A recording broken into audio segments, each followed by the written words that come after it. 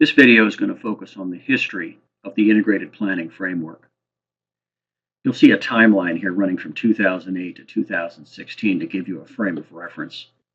From 2008, ending in 2014, many of the states and urban areas on the East Coast, particularly in D.C., or the National Capital Region, the Washington, D.C. area, Philadelphia, New York, and New Jersey, and Connecticut, were focused on regional catastrophic planning grant program. This involved a number of projects, and so there were many projects going on in the National Capital Region as well as up in the New York, New Jersey area. I think there were 17 or 19 in the National Capital Region and probably 21 projects going on up in New York, if I'm not mistaken. They were focused on a lot of different plans, development of plans and solutions and so forth. So that was an effort already underway. Additionally, one of the plans that were developed, were called for by FEMA, was to develop a 3-year strategic plan to sustain some of the planning and exercises that were funded under the RCPGP.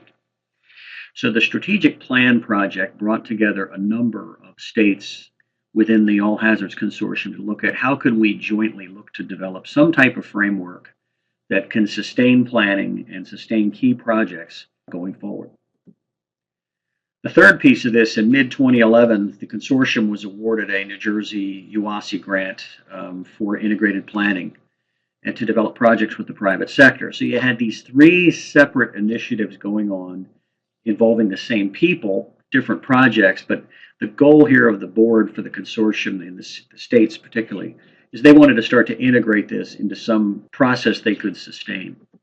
Then Hurricane Sandy hit in late 2012. Sandy immediately brought a lot of things to the table with the private sector. From that, this was the ground laying for the sustainment of integrated planning and developing a framework that could sustain with both the public and private sector.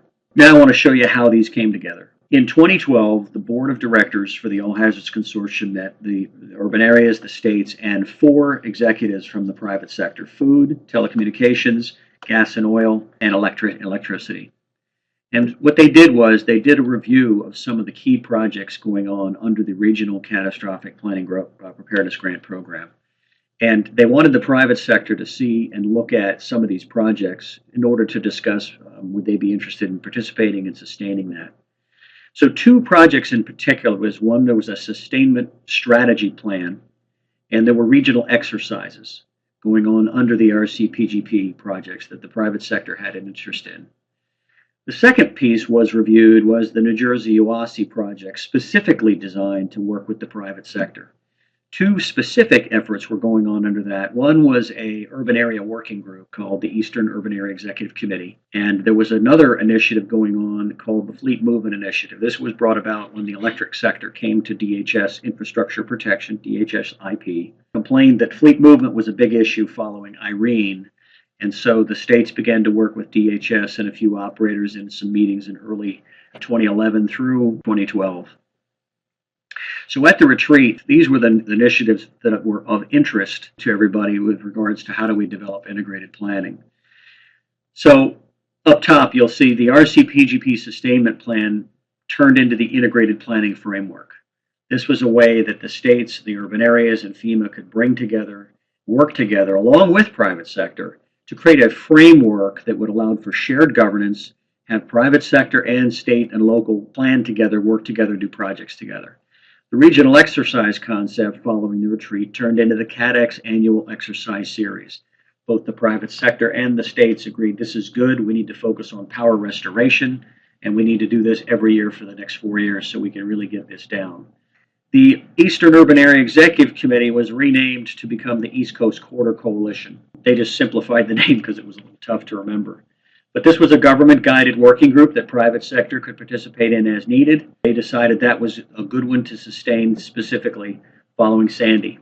When Sandy hit, the Fleet Movement Initiative erupted. Lots of interest. There were a lot of issues that were resolved through this integrated planning framework that was established. And so the Fleet Response Working Group was given birth in early 2013 after Sandy that leveraged the efforts from DHS and the states under the Fleet Movement Initiative and moved into the Fleet Working Group, which is established today.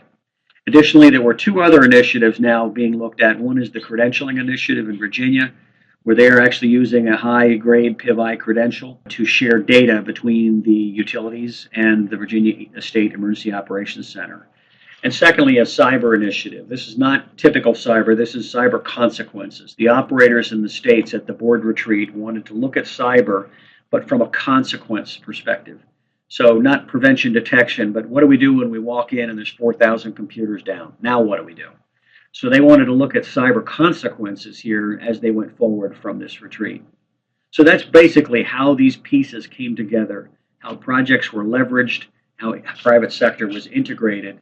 And then following Sandy, how these evolved into a sustainment process now moving forward under the integrated planning framework.